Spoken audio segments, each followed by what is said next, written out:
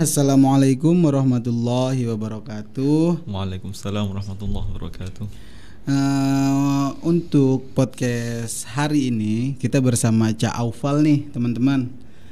Mungkin sebagian udah ada yang tahu ya, Cak Aufal itu siapa gitu loh. Mungkin sebelum-sebelumnya yang terus mengikuti Suara Tebu Ireng pasti akan tahu Cak Aufal dong. Masa iya sih tidak tahu dengan seorang Cak Aufal ini siapa? Dia sudah beberapa kali menerbitkan buku. Nama panjang Cak Aufal itu Aufal Marom Wasil Fuad ya. Yeah.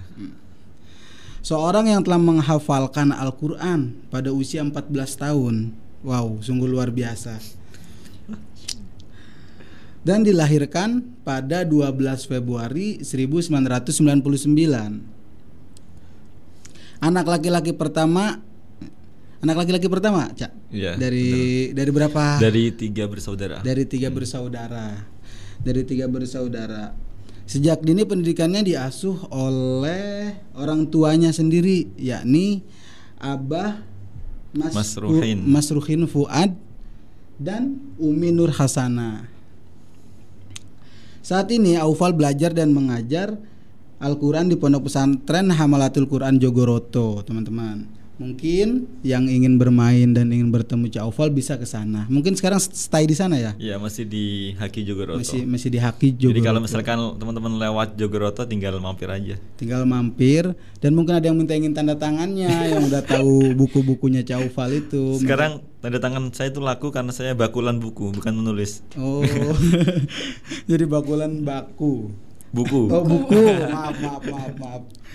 Oke. Terus Cak Aufal ini sekaligus menempuh program studi komunikasi dan penyiaran Islam di Unhas Tebu Ireng Jombang. Anak KPI. Salam komunikasi. Cak Aufal sekarang semester berapa ya? Sekarang ini masuk semester 8. Semester 8 sudah mulai sibuk-sibuknya skripsi. Sibuk sih biasa aja. Nggak ada sibuk-sibuknya teman-teman. Harus cari tahu kenapa kok nggak sibuk. Sedangkan yang lain itu sibuk cari gimana lah gitu loh. Biasa semester akhir itu loh udah sibuk-sibuknya pusing. Mungkinan frustasi nggak nih untuk semester 8 ini? Ya jangan banyak dipikir, sedikit dipikir tapi langsung dikerjakan gitu. Dikerjakan, dipikir nggak dikerjakan ya soalnya. Sama aja. Oke, mungkin itu sedikit. Oh iya lupa. Untuk bukunya ini, ayo Mbak Nis. Kak Aufal ini udah menulis beberapa buku ya. Yang terakhir ditulis ini adalah buku yang berjudul Aku Tak Sempurna Tapi Luar Biasa. Ya, itu buku antologi sebenarnya. Buku kumpulan dari beberapa penulis yang diterbitkan oleh Quanta Gramedia. Kalau buku yang terakhir terbit ya yang sekarang saya bawa ini ada buku judulnya Syahadat Rindu. Jadi buku ini kumpulan puisi yang kami tulis berdua dengan Mas Fadid Ahsan gitu. Jadi buku yang sekarang ini kumpulannya dari puisi-puisi itu? Dari puisi-puisi selama 1 tahun. Jadi ini lebih puisi apa ya, bucin lah kalau orang sekarang. Puisi bucin. Oke. Nanti kita bacakan salah satunya. Oke, siap.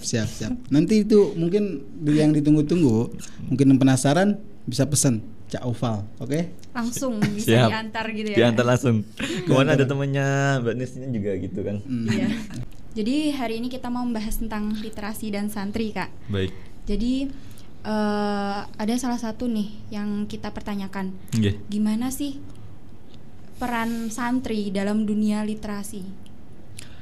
Kalau santri sendiri sebenarnya kan tidak pernah lepas dengan yang namanya dunia tulis dan membaca ya. Yeah. Kita di pesantren kan hampir setiap hari itu kalau misalkan di pesantren ada kajian-kajian, ada kelas-kelas yang di situ kita juga belajar, kita menulis gitu kan.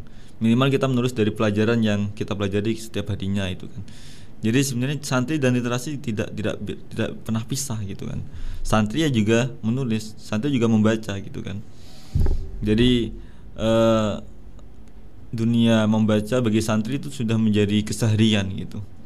Karena kan kita tahu santri hampir setiap hari kalau misalkan di pesantren ada ada kelas pengajian kitab, ada kelas pengajian rutinan, ada kelas dengan kiainya, itu kan literasi di situ kan, ada literasi di situ kan. Kita juga bisa dapat pelajaran di situ, ditulis itu kan, itu literasi sebenarnya. Jadi ya peran santri, kalau kita bicara literasi, sekarang juga banyak para santri yang juga menulis buku gitu kan. Kita tahu kemarin yang ngisi di mana, di seminar internasional KPI itu kan, Hamzah Sahal itu kan juga santri yang membuat platform Alif ID. Di situ kan kebanyakan yang menulis di Alif ID itu para santri di situ. Jadi santri juga bisa menulis gitu, dan santri juga berpotensi untuk menulis juga gitu kan. Jadi bukan karena santri sehingga kita menjadi minder, saya santri nggak bisa menulis, enggak. Tapi santri sebenarnya juga bisa gitu kan, seperti itu. Malah santri itu lebih unggul ya dalam literasi seharusnya itu, ya kan? Seharusnya karena memang setiap harinya kan nggak lepas dari dari tulisan, dari pagi sampai sore itu pengajian kitab. Bahkan biasanya sampai malam ada kelas belajar wajib itu kan. Kelas malam biasanya juga ada. Ya. Terus santri itu seharusnya berperan ya bagi dunia ini, apalagi terutama jangan dulu dunia, terutama Indonesia. Seharusnya santri itu harus lebih unggul, Cak ya, dalam perannya di Indonesia ini. Ya seharusnya sih, karena memang kalau kita membaca sejarah ya, kebanyakan yang dulu ikut berjuang, ya kita tahulah sampai ada revolusi jihad itu kan juga mereka dari kalangan santri dan para kiai-kiai kita, tokoh-tokoh kita itu kan. Makanya sejak zaman perjuangan santri sudah punya peran yang sangat signifikan gitu di bidang perjuangan gitu. Lah mungkin sekarang berjuangnya beda. Kalau dulu kan kita berperang gitu kan melawan penjajah. Sekarang kita santri juga bisa berperang, juga kita bisa berjuang melalui media tulisan, melalui literasi, itu juga bisa dilakukan oleh santri gitu. Seperti itu. Oh iya, ada pertanyaan juga sih. Mungkin bisa mengutarakan pendapat dari Cak Aufal ya. Tentang masih literasi ini. Santri itu kan mungkin banyak ya, dari santri-santri di seluruh Nusantara Indonesia ini. Itu kan dari pagi sampai sore dia terus belajar mengaji dan seterusnya. Mungkin ada waktu break itu di hari Jumat biasanya kan ya. Hari libur itu untuk hari main futsal untuk istirahatnya dulu gitu, merefreshkan otak kembali ketika ingin ketemu pelajaran besok lagi.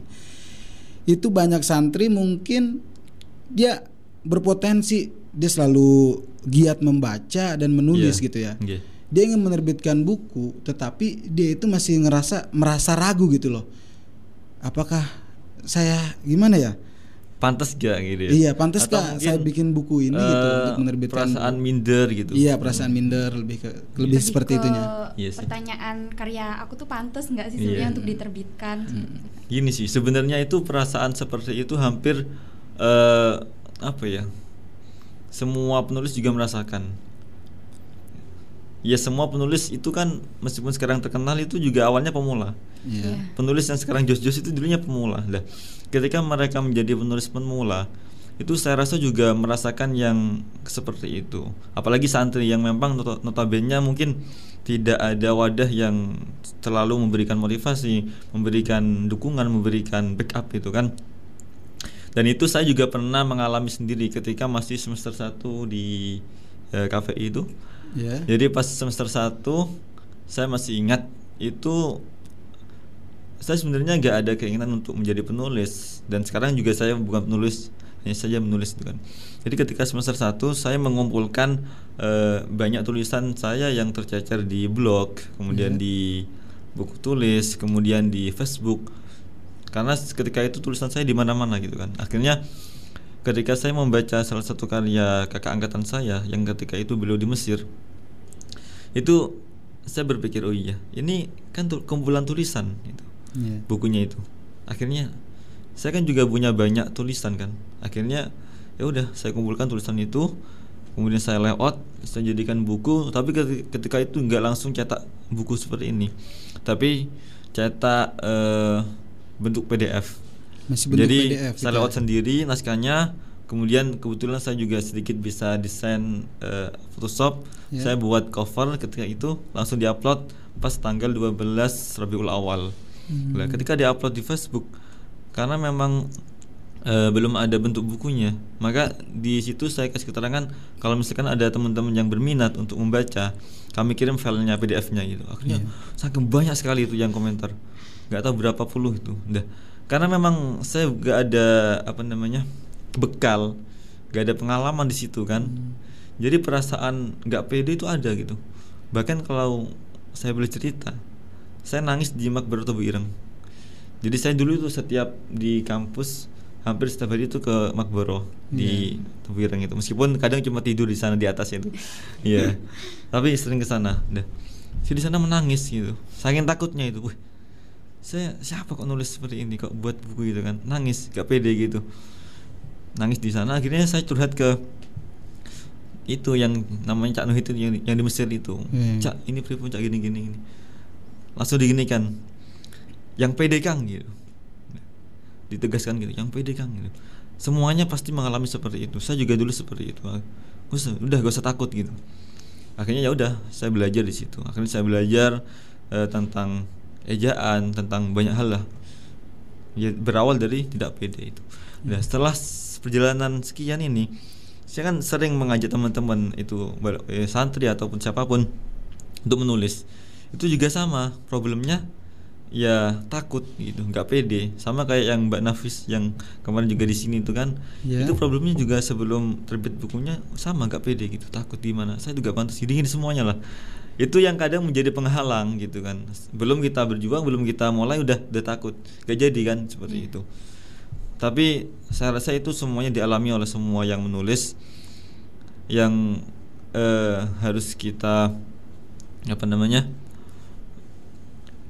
pahami. Jangan sampai yang seperti itu menjadi penghalang untuk kita menerbitkan buku. Jadi santri itu juga punya potensi untuk menulis buku. Apalagi kan kalau santri kan, terutama yang perempuan, biasanya kan nulis banyak diari itu kan ya. Ketika ada cekcok sama temennya itu, ketika ada kemarahan ya, ketika ada yang cekcok dengan pasangannya, itu kan biasanya kan kalau nggak menangis, kalau nggak curhat ke temennya ya menulis itu caranya itu kan. Dan termasuk menulis itu yang salah satu membuat atau meredahkan emosi seperti itu. Jadi santri juga punya potensi untuk menulis seperti itu. Santri itu harus punya ya. Jadi bagi teman-teman santri yang mungkin melihat video ini atau podcast di saat ini, santri itu harus yakin, jangan merasa minder lah, jangan merasa bilang lah buku saya ini kurang manfaat bagi orang. Jangan pernah berpikir seperti itu ya Cak ya. Iya, karena gini, setiap tulisan itu, kata Abah, setiap tulisan itu mempunyai pembacanya sendiri gitu. Meskipun kadang kita ini apa sih gitu kan, tapi ternyata setiap yang kita tulis itu ada sendiri pembacanya, ada sendiri yang mengambil manfaatnya. Seperti itu. Meskipun kita sebagai penulis ya wajarlah merasa apa sih ini gitu. Tapi bagi orang lain yang bisa mengambil manfaat dari tulisan kita, itu sesuatu banget gitu. Sesuatu banget. Bahkan ada yang menjadikan itu sebagai motivasi, sebagai semangat seperti itu. Itu ya real, memang seperti itu adanya gitu. Jadi gak usah minder gitu. Jadi harus yakin terus, pantang mundur menjadi seorang santri itu ya Cak ya. Terus. Mungkin ada sedikit kata-kata untuk teman-teman yang ingin menulis tapi malu untuk menerbitkan. Dia itu udah rajin-rajin, mungkin seperti menulislah maka kau akan abadi ya. Oh gitu. Mungkin ada kata-kata seperti itu kan. Kalau yang seru gini, jangan sampai menyakiti.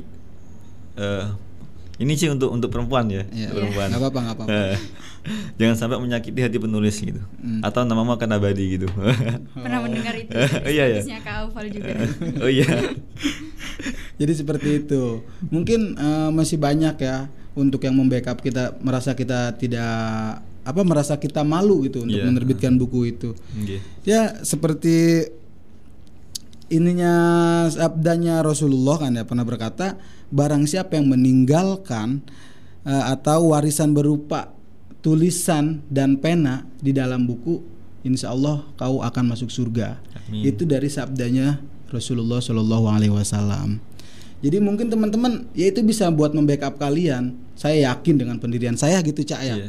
Saya yakin buku ini bakal banyak yang membaca. Ya karena dari keyakinan itu sendiri mungkin kita akan merasa lebih tenang, menjadi lebih nyaman, menjadi lebih rileks untuk kedepannya ya Cak ya. Jadi seperti itu. Jadi Rasulullah sendiri kan kalau kita baca sejarah kan betapa beliau itu sangat menghargai orang-orang yang bisa baca, yang bisa tulis ketika itu. Karena kan ketika zaman beliau kan masih sedikit orang yang bisa baca dan menulis kan. Beliau juga dijuluki sebagai yang ummi gitu kan. Nah, sampai-sampai ketika ada tawanan perang gitu. Tawanan perang yang beliau itu bisa mengajarkan baca tulis, itu sama beliau disuruh mengajarkan ke sahabatnya dan dibebaskan gitu. Itu kan bentuk apresiasi Rasulullah kepada orang-orang yang bisa membaca dan menulis seperti itu. Nah, kalau kita melihat masyayikh kita ya, guru-guru kita ya. Kalau kayak saya kan menulis sebenarnya juga bukan karena pengen jadi penulis, tapi yang menjadi inti saya menulis itu adalah pengen belajar meneladani apa yang menjadi kebiasaan guru-guru kami gitu.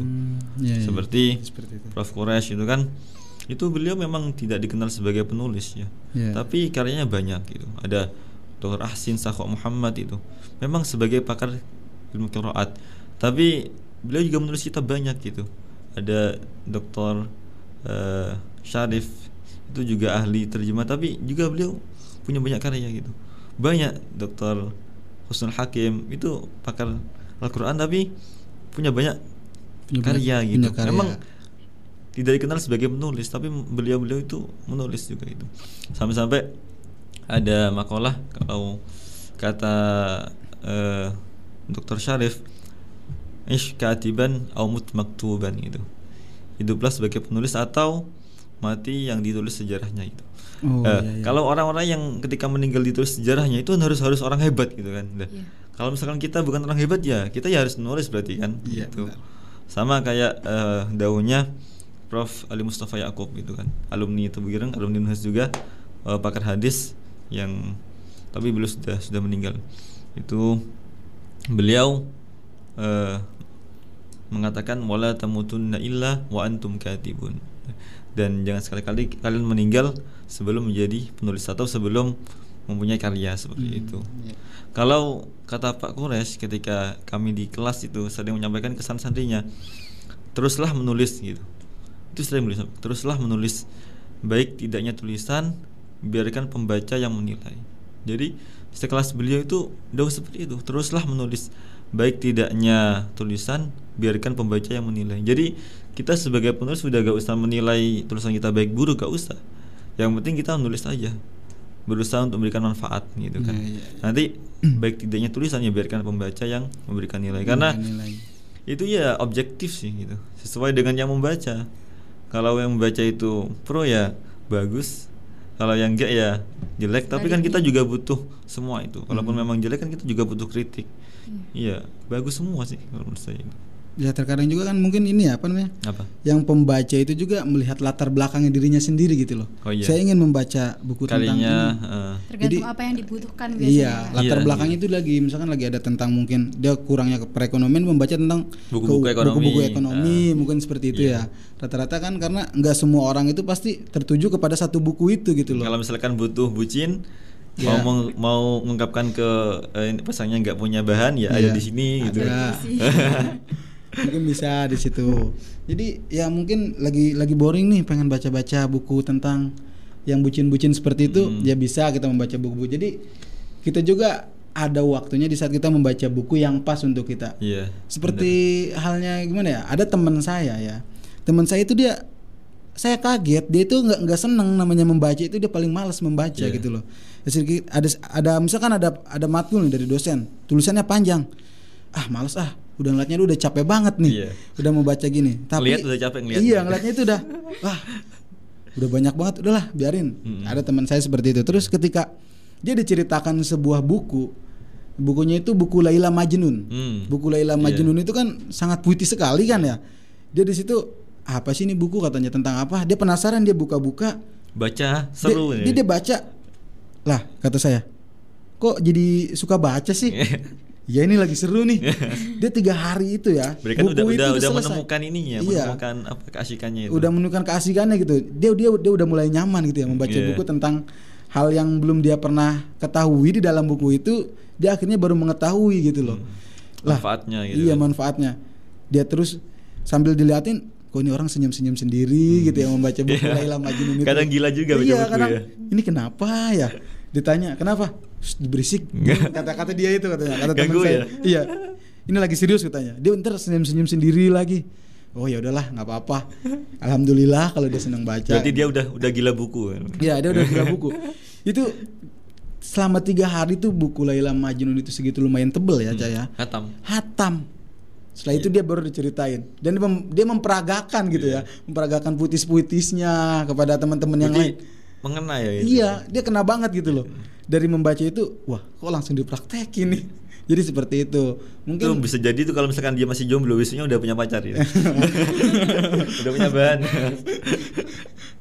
Itu sih hal yang mungkin ada saatnya ya, dimana yang belum mau baca itu akan merasa tertarik dengan membaca. Iya. Apalagi sudah merasuki gitu loh, seperti teman saya tadi contohnya. Iya. Baru kali itu saya melihat ada seseorang yang tadinya awalnya tidak suka membaca, dia membaca salah satu buku, dan setelah selesai membaca buku dia mempraktekkan puitis-puitisnya dan dibicanda-bicandain gitulah sebagai guyonan gitu kepada teman-teman. Ini teman, ini kenapa dia ya? Iya. Gila kah bagaimana? Awalnya mungkin ketika dia sendiri kan orang lain ketika melihat gila orang ini gitu kan. Iya. Tapi ternyata dia emang gila buku itu. Gila buku itu karena langsung dipraktekin setelah itu. Sungguh luar biasa sih. Dari buku itu aja sudah bisa membawa kita gitu ya, membawa kita bahagia dalam hal-hal itu ya, Cak ya. Mungkin seperti ya minimal itu. Buku juga bisa selain menambah wawasan, buku juga bisa menjadi teman untuk menghibur sih sebenarnya. Ya kayak tadi itu kan. Kayak tadi ya contohnya itu. Banyak sih Kak yang keluh kesah gitu ya Kak, sebagai seorang penulis tuh kadang tuh mikir kayak gini Kak. Gimana? Aku tuh mau nulis tapi aku bingung bahan apa sih yang harus aku tulis gitu kan. Iya. Aku tuh pengen nulis tapi tuh juga tulisan aku tuh masa yang biasanya nulis diary nih Kak, itu tuh pantas nggak sih diary kayak gini buat dijadiin bahan untuk menulis? Kan semua itu ada proses, ada tahapan gitu kan. Kalau bagi saya sebenarnya ya untuk teman-teman ya yang sering saya sampaikan, udah yang penting nulis aja gitu. Yang penting membiasakan setiap hari menulis itu, apapun itu. Karena kalau misalkan kita mau menulis yang berat-berat, kita mau menulis materi, kita mau menulis tentang pelajaran, mau menulis tentang buku-buku yang motivasi berat, kan nggak mungkin. Kalau kita baru belajar menulis gitu kan, nggak mungkin. Karena kita nggak ada kemampuan untuk menulis itu. Ya. Maka tahapannya, ya wajar kalau misalkan saya dulu awalnya ya apapun saya tulis gitu. Kadang juga materi pelajaran gitu kan. Kadang saya menulis puisi, kadang menulis kalau dulu kan ada kultum, persiapan untuk materi kultum gitu. Jadi random gitu, apapun ditulis gitu. Baru setelah terbiasa sudah setiap hari bisa menulis kapanpun gitu, baru kita bisa menentukan. Misalkan saya mau nulis tentang puisi rindu gitu, baru kita bisa menentukan gitu. Jadi tahapannya nggak apa-apa, awalnya ya tulis aja gitu, biasakan aja dulu gitu. Sebenarnya kalaupun diary ya, itu kan juga banyak ya para penulis yang dulu awalnya memang diary ya, cerita tentang dia dengan pasangannya seperti itu. Tapi ketika sudah mereka terbiasa dengan menulis, dari diary itu diramu, diperbaiki lagi, ditulis ulang lagi menjadi sebuah novel. Itu ya bagus gitu kan. Ada juga yang hanya diambil puisi-puisinya gitu.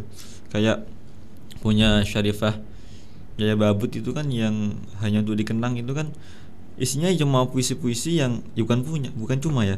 Itu puisi-puisi yang pendek, itu juga hasil dari kisah beliau dengan pasangannya yang tidak dijodohkan gitu kan. Sebenarnya ya berpotensi juga, pasti ada yang baca gitu. Karena kadang tulisan kita itu mewakili perasaan orang lain yang mungkin mereka tidak bisa menyampaikan gitu kan. Itu. Jadi ngena banget. Sampai beliau ketika menceritakan tentang puisinya itu nangis ya. Beda kan kalau perempuan sama laki-laki kan. Mungkin laki-laki mungkin ketika nulis gini kemudian membaca kan biasa aja gitu kan. Tapi kalau perempuan itu lebih mendalami gitu, menjiwai, emosional gitu. Sampai nangis juga gitu kan. Gitu ya. Jadi siapapun teman-teman seperti yang saya sampaikan, nulis aja dulu gitu. Meskipun hanya di diary, meskipun hanya di status WA, meskipun hanya di Facebook, yang penting terbiasa aja gitu. Yang penting mengawalinya dulu sambil terus belajar gitu. Nanti kalau sudah pada tahapannya sudah menjadi kebiasaan atau bahkan sudah menjadi kebutuhan ya.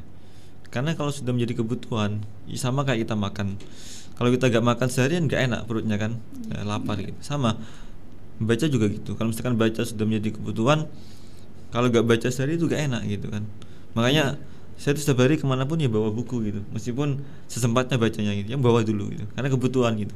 Sama yang penting nulis dulu gitu. Nulis, nah itu nulis. Saya malah banyak nulis di HP malah gitu, karena bawa laptop kan berat gitu kan ya. Lebih simpel di HP juga sih. Bahkan gitu yang Senandung Aksara Semesta itu yang saya kasihkan ke Gus Sola pas sowan itu kan, pas Helkom tahun lalu itu. Sebenarnya saya mau ikut ke Ponorogo mana? Ke Trenggalek itu sudah mau ikut. Kebetulan pas mau berangkat dapat informasi itu bahwa besoknya di Atuli di dalam. Tapi saya gak bilang sama siapa, cuma bilang ke teman-teman yang Luhur, Fajrul dan 3 orang itu. Ya udah, juga ikut itu kan. Nah itu kan buku yang saya kasihkan ke beliau yang Senandung itu semuanya saya tulis di HP gitu. Jadi setiap hari saya tulis, saya post di Facebook, di blog gitu kan. Akhirnya dikumpulkan jadi tulisan, jadi buku gitu. Jadi ya kita semua bisa sebenarnya gitu. Makanya saya senang ketika ada teman-teman yang nulis gitu. Saya gak pernah merasa kayak tersaingin atau enggak. Saya malah saya ngangkat, saya malah senang gitu, bareng-bareng gitu, saya arahkan gitu. Dan banyak gitu kan teman-teman. Jadi sebenarnya sesimpel itu ya Kak. Sesimpel itu gitu. Mulai untuk menulis. Nah sebenarnya ya apa namanya, seharusnya juga harus banyak belajar kan seperti itu. Tapi kan untuk mengawali itu juga nggak harus berat-berat gitu kan. Karena apa? Ketika satu buku yang pertama kali terbit itu menjadi buku, itu akan memanggil karya-karya berikutnya gitu. Terbukti ketika saya semester 2 itu ada satu teman yang memang dia alim juga, pokoknya luar biasa lah. Dia juga bisa menulis, tapi dia gak punya karya buku. Akhirnya tulisannya itu saya kumpulkan, saya perbaiki semuanya, saya bukukan ketika itu. Nah, jarak 1 minggu, jarak 2 minggu, 3 bulan itu dia banyak menerbitkan karya-karya yang ilmiah seperti ulumul Quran, ulumul tafsir dan lain sebagainya. Itu berawal dari buku remeh, dari kumpulan tulisan gitu. Tapi memanggil semangatnya untuk menerbitkan buku-buku berikutnya gitu kan. Itu yang penting sebenarnya kalau bagi saya. Dari Caufal tadi itu mungkin dari teman-teman yang merasa masih tadi lagi balik lagi ke awal minder atau gimana, ya sebenarnya itu caranya itu sepele banget gitu loh, sepele. Ya mungkin kemana-mana ketika kalian lagi ada perjalanan atau lagi nongkrong atau ngopi sama teman-teman, kalian kalau jika ingin menerbitkan ya udah tulis aja seadanya atau membaca secukupnya gitu. Jangan langsung disekaligus-kan gitu ya. Kalau mungkin ingin mencicil atau ingin terus belajar, pasti bakal ketemu kok. Ketika kita mencari-cari terus kita belajar, pasti akan ketemu juga di jalan. Ada saatnya, ada waktunya, ya kan? Mungkin seperti itu. Dan dari literasi dan santri ini kan, literasi itu tidak hanya dan membaca dan menuliskan ya, tetapi juga harus bisa memahami informasi itu tersebut, Cak. Bukan seperti itu. Jadi bagaimana santri itu agar dari literasi ini bisa mengartikan literasi ini tidak hanya membaca dan menulis, tetapi juga harus memahami dari informasi tersebut. Kan sekarang dunianya dunia digital ya, di era 4.0 ya sekarang. Di eranya digital sekarang rata-rata itu kan banyak yang terkadang ada sebuah rintangan-rintangan gitu loh. Dia mau menulis nih, dia pengen menerbitkan buku, tapi temannya itu bukannya mensupport tapi malah menjatuhkan. Terkadang juga ada kan seperti itu juga, ya. Kamu ngapain sih menulis buku? Bukumu percuma, nggak bakal laku. Banyak loh penulis-penulis yang lain gitu loh di dunia ini. Buku kamu di antara yang lain palingan 0,1 kadang gitu kan ya. Saking jahatnya itu teman gitu loh, tidak mensupport, apa mungkin dia merasa iri gitu ya. Itu bagaimana sih, Cak, cara menanggapi orang-orang seperti itu gitu loh? Seperti itu sih pasti ada ya. Tapi kalau saya sendiri gak pernah merasakan itu. Belum merasakan. Kalaupun memang ada yang mengatakan seperti itu, alhamdulillah saya gak pernah dengar. Kalaupun ada dan saya dengar ya saya biasa aja gitu. Karena bagi saya ya gak ada bedanya antara pujian, celaan sama aja gitu. Terserah dia mau muji atau mau nyela ya udah terserah gitu kan. Jadi ada bedanya. Dari kritikan itu yang mungkin jadi buat pembelajaran juga bagus. Ya. Buat pembelajaran, buat semangat kita, aja. Kalau kita melihat kayak penulis terkenal yang sekarang punya banyak karya, itu kan dulunya kalau kita baca sejarahnya itu kebanyakan memang ketika awal menulis mereka nggak diterima di penerbit itu, berkali-kali ditolak gitu. Yeah. J.K. Rowling yang menulis Harry Potter itu kan hampir 13 kali ditolak naskahnya itu. 13 baru kali. yang ke-14-nya diterima dan akhirnya melejit. Ini udah biasa gitu. Oh, itu seperti itu udah biasa. Jadi mungkin ya kita harus tahan banting juga ya untuk mendapatkan sebuah karya gitu. Kopeng kandel lah. Iya. Rai gedek. Iya. Kemarin yang temannya itu kan nulis puisi juga itu kan. Iya. Yang Mbak Zahra itu kan. Itu juga. Itu awalnya kan juga pas saya nganter buku, akhirnya ketemu kan terus ngobrol, akhirnya dia ternyata juga biasanya nulis puisi. Ya udah tak suruh ngumpulin, udah jadi berapa halaman banyak itu ada di sini. Itu juga berawal dari patah hati, Kak. Iya. Iya gitulah, gak apa-apa, bagus ya. Jadi semua itu cuma karena keadaan kita sih, keadaan sekitar ya. Karena menulis buku mungkin untuk kayak diary itu ya sebenarnya gampang sekali, mungkin banyak yang melihat bagaimana sih caranya menulis buku, bagaimana sih menerbitkannya buku. Ya itu loh keseharian kita mungkin gitu ya kan. Keseharian kita tulis dengan apa? Puitis atau sedang sakit hati kita tulis, dikumpulkan dan setelah itu bisa dicetak. Itu pun bisa ya seperti itu. Jadi nggak usah muluk-muluk bagaimana saya pengen menerbitkan buku nih tapi saya tidak bisa merangkai kata gitu loh. Itu bagaimana, Cak? Kadang juga ada kayak gitu. Kalau saya sering dulu ke teman-teman itu ya banyak lah. Yang penting ada dulu naskahnya gitu. Yang penting ada dulu naskahnya. Nanti baru kita proses gitu. Walaupun memang tidak dipasarkan secara luas gitu, tidak dipublish secara luas, minimal sama juga bisa cetak hanya 5 untuk samian, untuk orang tua, untuk guru, untuk teman, sahabat, untuk pasangan gitu. Minimal 5 lah gitu. Saya gitu kan sampai. Ya untuk mengabadikan apa yang sudah menjadi pengalaman, menjadi sejarah perjalanan itu kan penting gitu. Gitu. Jadi ya untuk target awal mungkin pada teman-teman yang pengen menerbitkan buku ya jangan dulu yang ingin langsung terus meluas gitu ya. Mungkin bisa dibentuk orang tua dulu seperti yang bilang Caufal, untuk orang tua, untuk keluarga, untuk teman dekat itu, untuk diri sendiri dan satu untuk pasangan. Bagi yang punya pasangan, bagi yang enggak ya udah simpen dulu aja buat pasangan nanti, mungkin gitu. Oke. Jadi mungkin sedikit menarik juga sih ya untuk menulis ini. Saya kira juga dari diri saya gitu ya. Menulis itu sulit gitu loh. Saya ingin menulis tetapi saya tidak bisa merangkai kata gitu loh. Lah, ternyata rangkaian kata untuk menulis itu tidak sesulit itu. Mungkin ketika kita nulis sembarang tentang keadaan kita seharian ini mungkin ya itu juga udah merangkai kata yang sangat bagus gitu loh. Dan balik lagi kepada si pembaca itu, melihat dari latar belakangnya. Mungkin ada yang sama latar belakangnya seperti kita, lagi tentang sakit hati kah, atau lagi tentang perekonomian kita buruk kah, lalu kita tulis bagaimana cara menghadapinya. Itu balik lagi kepada pembaca, yang menilai itu pembacanya ya. Jadi mungkin seperti itu. Terus ini Kak, ada pertanyaan lagi sih. Apa?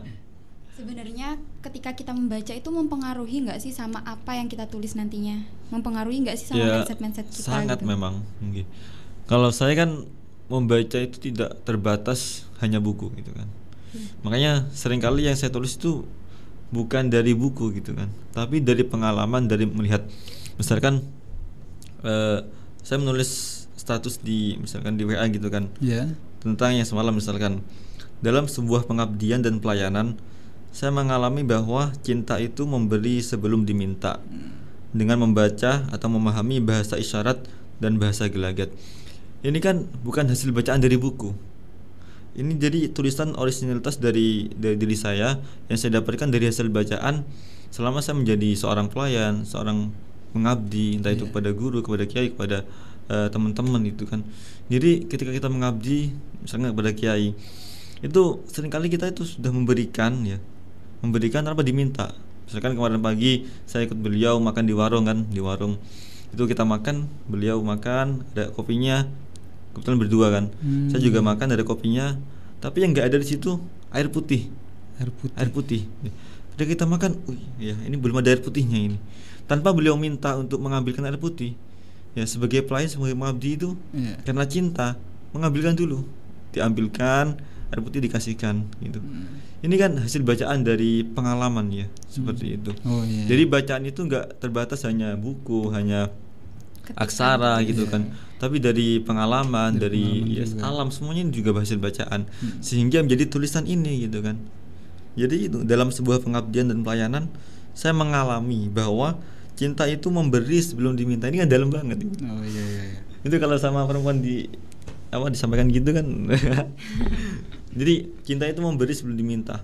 Jadi tanpa pasangan kita meminta, Mas ini nggak usah, kita sudah bisa membaca. Wah ternyata pasangan saya ini pengen ini. Mungkin lebih peka kan, gitu ya. Kan lebih enak gitu ya. Karena apa? Perempuan itu kan sangat gengsi ya. Iya. Perempuan sangat gengsi. Perempuan itu sangat apa ya? Malu gitu kan. Mau bilang kangen aja malu gitu kan, gengsi kan. Tapi kita harus paham.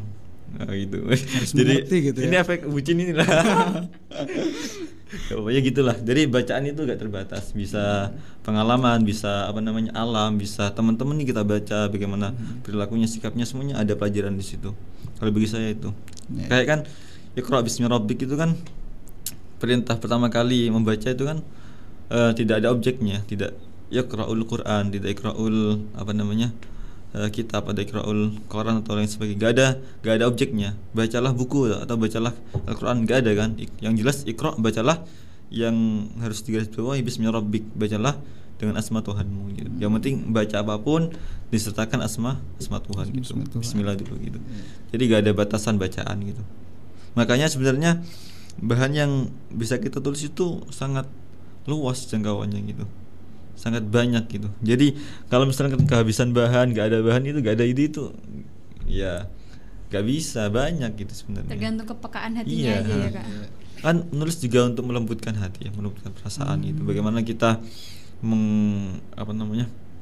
mengolah rasa itu kan. Bahkan yang kemarin pensiun lawyer, pengacara yang kemarin pensiun itu siapa beliau itu?